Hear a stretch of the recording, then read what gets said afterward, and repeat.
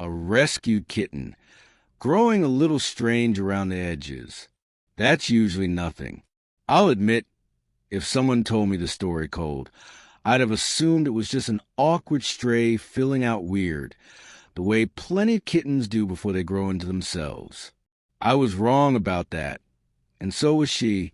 A woman found two abandoned kittens on the side of a road, their mother already dead nearby.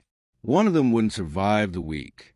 The one that did would turn out to be something almost nobody in that province had ever seen up close. Tucumán, Argentina, November 2019. Near a town called Santa Rosa de Leals. She'd been traveling with her brother through province when they spotted the kittens near the road. No mother in sight except the body a short distance away. Already still. Already past helping. The kittens were crying, tiny and filthy, pressed against each other for warmth in a way that made stopping the car feel like the only option either of them ever considered. We thought that it was an abandoned cat who had given birth. She said afterward. They didn't think twice. They picked up both kittens and took them home. If a story like this is worth your time, go ahead and subscribe now. And write in the comments where you're watching from tonight and what time it is where you are. Okay, here's what happened next. The female kitten died within days despite their efforts. They'd tried everything they knew. Warm towels, small feedings every few hours, taking turns staying up through the night with her wrapped against her chest for warmth. She was simply too far gone by the time they found her. Too weak from cold and hunger and whatever had happened on that road before either sibling ever saw the car coming. The male survived, barely at first. She named him Tito. For the first few weeks, Tito was just a kitten, small, scrappy, the kind of stray you'd see in any Argentine town, nursed on bottle feedings through the night and kept warm however she could manage. He seemed healthy enough. Nothing about him screamed for a second look, not at first, but something felt slightly off in a way she couldn't quite name for a while. His face was a little longer than she expected, narrower somehow, without the round softness kittens usually have.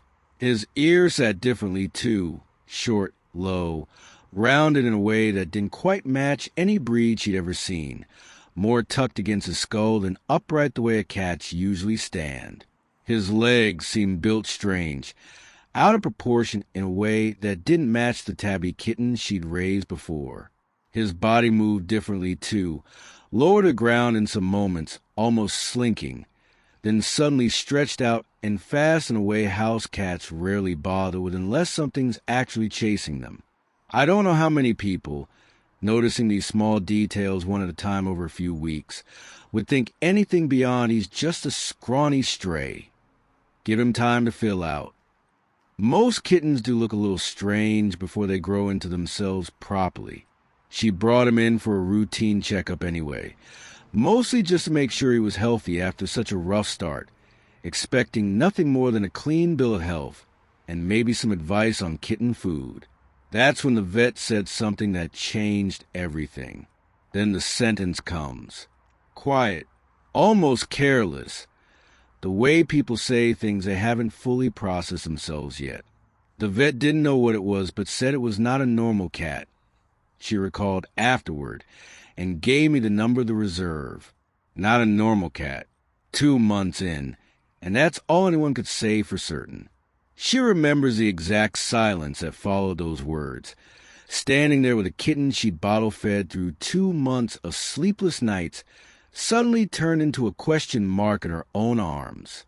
The vet's hand stayed on Tito the whole time, gentle but searching, checking something along his spine and his back legs, comparing what she was seeing against something she clearly already suspected before the appointment had even properly started.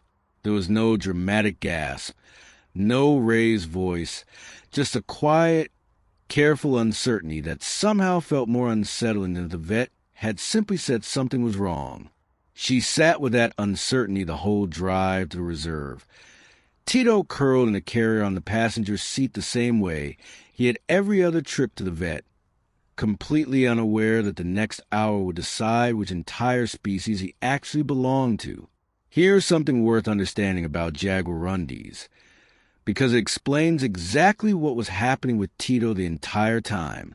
Native to a range stretching from northern Mexico down through much of South America, jaguarundis are small wild cats, typically somewhere between 8 and 16 pounds fully grown, genuinely close enough in size to a large house cat that the confusion makes complete sense, especially in a kitten this young. Unlike most wild cats, they don't have spotted coats. They're a solid, uniform color, usually gray or a reddish-brown, which strips away one of the most obvious visual clues that might otherwise give them away.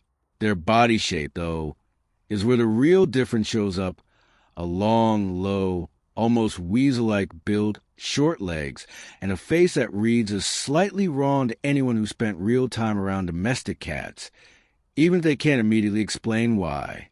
The vet recommended confirming it properly, and referred her to the nearby Horco Mall Nature Reserve, a wildlife facility with the expertise to identify him for certain.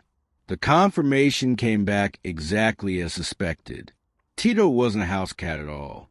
He was a jaguarundi, a wild, and in some regions endangered, species that had no business growing up in an ordinary home.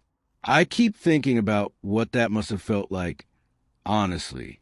Weeks of bottle feeding, sleepless nights, genuine attachment built around an animal she assumed was simply a rescued stray, only to learn he belonged to an entirely different category of creature altogether, one with legal protections and conservation concerns neither she nor her brother had any way of knowing about when they picked him up off that road. The reserve took him in. Their plan, at least initially, was to raise him under proper wildlife care until he was old enough and strong enough for a real shot at release back into the wild. He actually belonged to not a house, not a couch, but the same kind of territory his mother had likely been raising him in before whatever happened on that road that killed her and left both kittens behind. I don't know how good the odds actually were for him at that point, honestly. Jaguarundi cubs separated from their mothers this early don't always make it, even under expert care. The specific skills a wild predator needs, things like hunting instincts sharpened through weeks of watching a mother work, aren't things a bottle and a warm blanket can fully replace. Nobody at the reserve made any promises about how this would go. She didn't fight the decision, even though by her own account it was genuinely hard to let him go. She'd grown attached the way anyone would after 2 months of nighttime feedings, and watching something small and helpless slowly learn to trust her.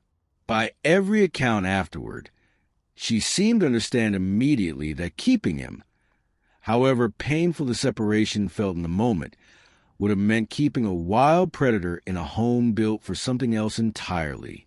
She handed him over in the same carrier she'd always used for his vet visits. The last ordinary thing about that whole afternoon. Reserve staff let her stay a few extra minutes before taking him back, and she said afterward that the hardest part wasn't goodbye itself. It was watching him go still and quiet in a stranger's arms the way he never had in hers, like some older, wilder part of him already understood. He was finally somewhere he actually belonged.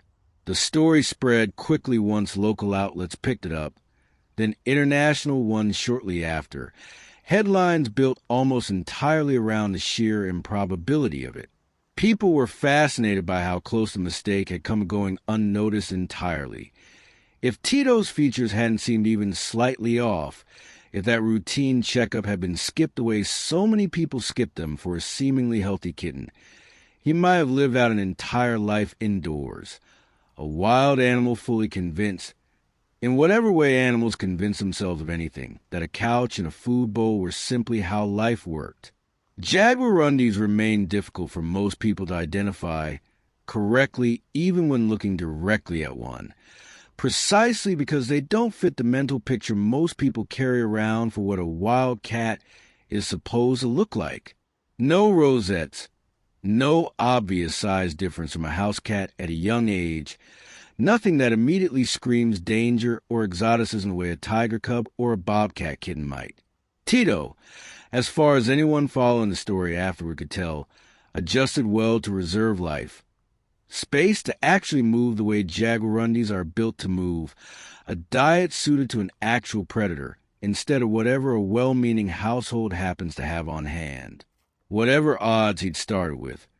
Weeks later, he was reportedly eating well, moving with more confidence, showing exactly the instincts the staff had been hoping would still be there underneath 2 months of bottle feedings and couch cushions. I keep coming back to the fact that none of this happened because anyone did anything wrong. She saw 2 dying kittens on the side of a road and did exactly what any compassionate person would do. The mistake, if you can even call it that, was simply not knowing that somewhere between the shape of a face and the length of a leg, an entire different species had been hiding in plain sight the whole time. Do you think you'd have noticed something was off with Tito before that vet visit? Or do you think a jaguarundi kitten really is convincing enough to fool almost anyone? Write yes if you think you would have caught it. Subscribe if this one got to you. Thanks for listening. See you in the next one.